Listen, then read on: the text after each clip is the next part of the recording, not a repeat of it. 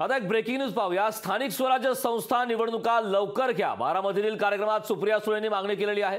OBC आरक्षणाचा मुद्दा कोर्टात गेल्याने निवडणुका रखडल्यात असं उपमुख्यमंत्री अजित पवार यांनी सुप्रिया सुळेंना उत्तर दिलंय। राज्य सरकार त्यासाठी सातत्याने पाठपुरावा करते असं देखील त्यांनी म्हटलं। खरं तर मागच्या अनेक वर्षांपासून या ठिकाणच्या स्थानिक स्वराज्य संस्थांच्या निवडणुका या अद्यापही घेण्यात आल्या नाहीत, रखडलेल्या आहेत। त्यावरती आता बारामतीमधील कार्यक्रमात सुप्रिया सुळे यांनी मागणी केलेली आहे। ओबीसी आरक्षणाचा मुद्दा कोर्टात गेल्याने निवडणुका या रखडल्यात असं उपमुख्यमंत्री अजित पवार यांनी सुप्रिया सुळे यांना उत्तर दिलं। खरं तर स्थानिक स्वराज्य संस्था हे पुणे महापालिका आहेत, मुंबई महापालिका अशा बऱ्याच निवडणुका मागच्या काही वर्षांपासून प्रलंबित आहेत।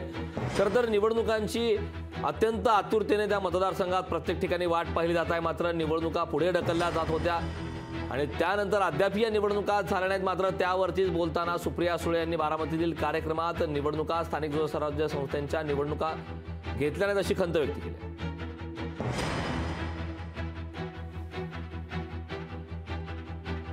गेले 2-2.5 वर्ष इलेक्शन न झाल्यामुळे आज या भागातल्या सर्वसामान्य मायबाप जनतेने कुणाकडे जावं हा एक खूप प्रश्न मोठा त्यांच्याकडे येतो आणि सत्तेचं विकेंद्रीकरण व्हावं जे स्वप्न आदरणीय कैलासवासी यशवंतराव चव्हाणांनी पाहिलं, त्या सत्तेचं विकेंद्रीकरण करण्यासाठी एक नगरसेवकाचा रोल हा खूप महत्त्वाचा असतो। त्याच्यामुळे नगरसेवक यांचं इलेक्शन आपण जर लवकरात लवकर घेतलं तर या संपूर्ण भागातल्या लोकांना खूप आधार मिळेल।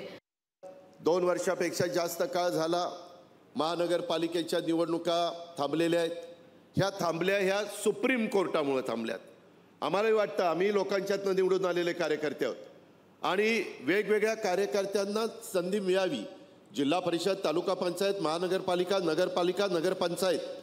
पण सुप्रीम कोर्टामध्ये ओबीसी ह्याबद्दलचा एक मुद्दा गेलेला आहे, लवकर त्याचा निकाल लागेना।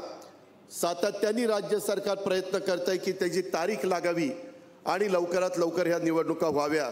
ह्याच मताचं महायुतीचं सरकार आहे। लोकशाही मराठी ऐका, पहा, जागरूक रहा।